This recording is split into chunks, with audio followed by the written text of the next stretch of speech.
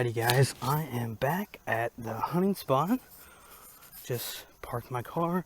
I'm running back here real quick to where I put the first trail cam so I can pull the SD card and just see what's up.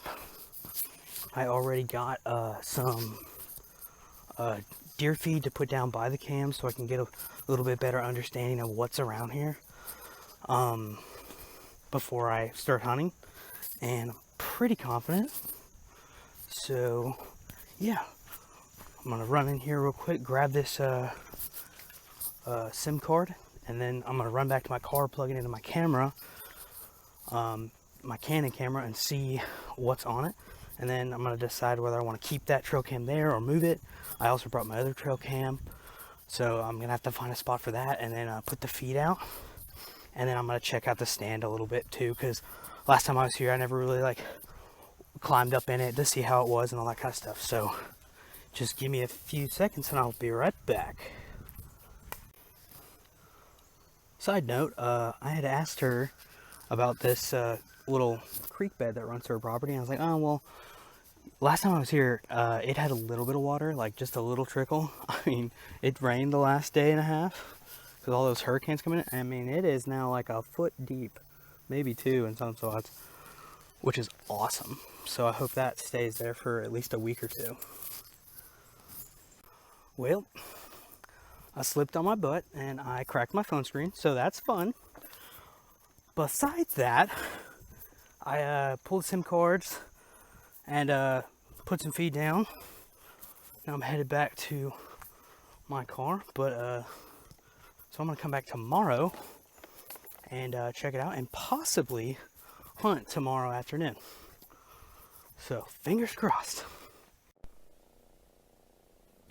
Alrighty guys, I'm actually walking back down the path towards where the deer stand is and where both trail cams are and the feed that I laid out. It's actually been a couple days. Sorry about the shaky cam, still trying to figure that out. But unfortunately, as you can see in this video, I'm gonna go look at the trail cams, and I actually didn't end up seeing anything except for a couple pictures of the homeowners as they were taking a stroll through the woods. Most people would be, oh well, that's going to ruin your hunting spot. Well, maybe, but not usually in like a suburban area like this, because honestly, the deer that live out here, they just get used to people.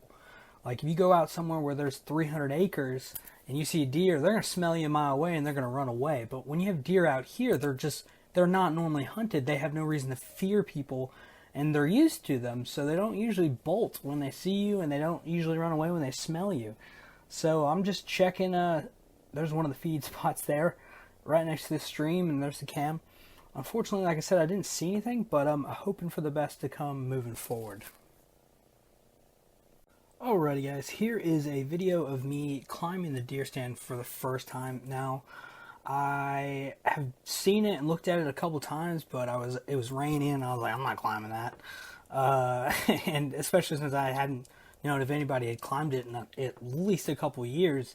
But I ended up climbing it. It actually turned out to be pretty sturdy and pretty good. So just need to get a harness and I think it's ready to go.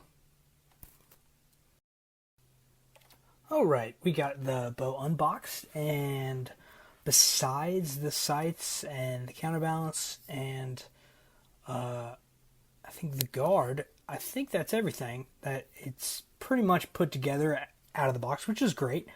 Obviously, it's not fitted for me yet. I need to go get it fitted.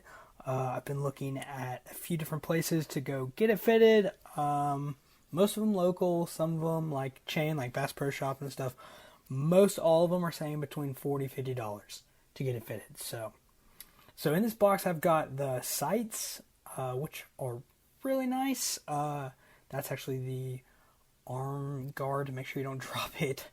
And here's the rest of it. Let's see, I got the counterbalance and the sights. Here are my sights. These actually are really good sights. Battery powered, which I like. Has a leveler on it. So I'm pretty happy with that. Yeah, here's the small but functioning counterbalance for the bow. You'll see more expensive bows have bigger ones. You'll see the ones in the Olympics that are like 2 feet long.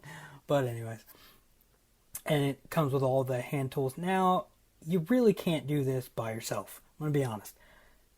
If you're not a professional bowyer and you don't have the equipment, you cannot fit a bow for yourself. They make it look easy when they do it. You just can't do it. But anyways, I like this bow. I got black, obviously. It does also come in camo. I still think, for right now, this is probably the best compound bow you can get for the price. Now, at the end of this video, I'm going to go over all the costs to put it together so you can see the most realistic, cheapest way to get a bow set up for you to get it ready for hunting season and put you in a stand with the ability to actually take down a large animal. So let's get into the specs a little bit more, and we'll go over everything.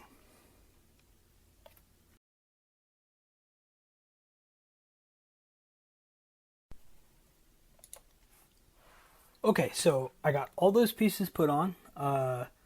It looks great, I think, just how it is. Again, I like black. Most people hunting will probably go with the camo, but you never know when you might need to be an anarchist or anything like that. Just kidding. But anyways, so got the sight on, got the grip on. It's really ready to go, besides the fact that it's not weighted for me yet, and it's not at the right length for me as well. But I really do like these sights. There's a light on top of it to make all 5 of those pins glow. Even a leveler. I'm pretty sure if I slap this thing on, like, it'll probably already be accurate, but like for the first 15 yards, probably. Maybe not. Maybe not for everybody. It just depends on you. If you're 6'5", probably not. But I am probably the most average human being when it comes to size, so probably for me. Anyways, like the way it looks. I'm gonna go get it fitted. The only place that can fit it for me right now, because it's a Sunday, is Bass Pro Shop, and they said they charge $40 for a fitting, so I'm going to head over there, hopefully get this fitted for me in no time, and then head probably back one more time to the hunting spot just to check the trail cams one more time. But I'm really excited. Again, I'm going to go over the cost here in a few minutes, but I think for the price, this is still the best price. The Dragon X8 compound bow on Amazon for $199. You really can't go wrong, in my opinion. I might change my mind after I shoot it, but we're just going to have to wait and see. Okay, as promised, cheapest compound bow on Amazon, the Dragon X8. What are the costs? How does it function? So, straight out of the back, it was $199 on Amazon. I've said that already, but I want to go over a few of the specs to kind of put you through what's true and what's not true, and point out a few things that some people in the reviews complained about that I actually did notice. First things first was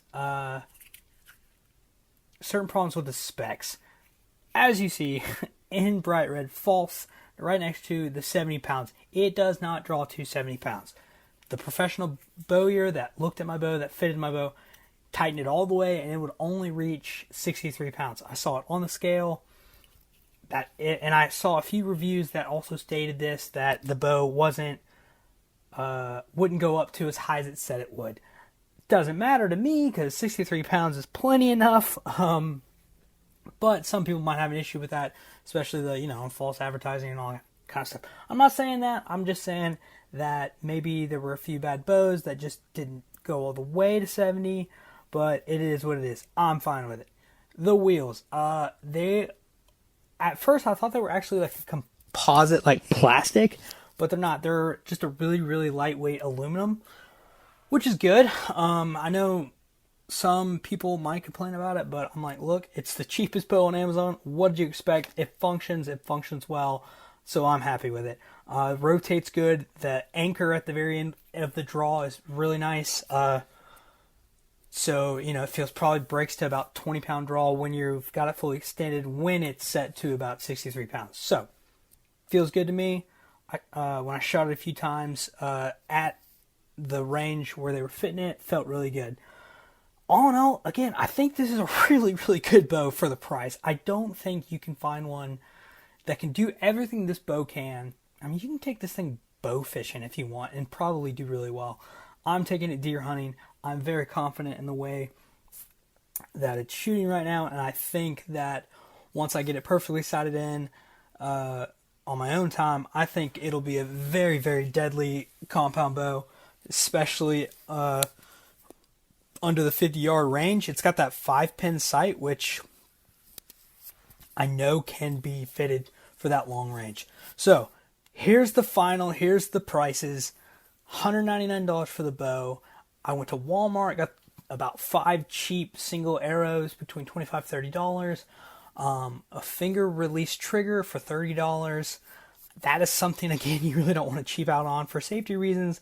And then the bow fitting only cost me $20 because the guy was really nice about it, because he said it wasn't that hard to fit for me. But most of them will say it'll cost about $40 to $50. And then all you're left with is broadheads, but there are so many different ones at so many different prices, I kind of leave that up to you. So that's all I got for the bow so far, guys.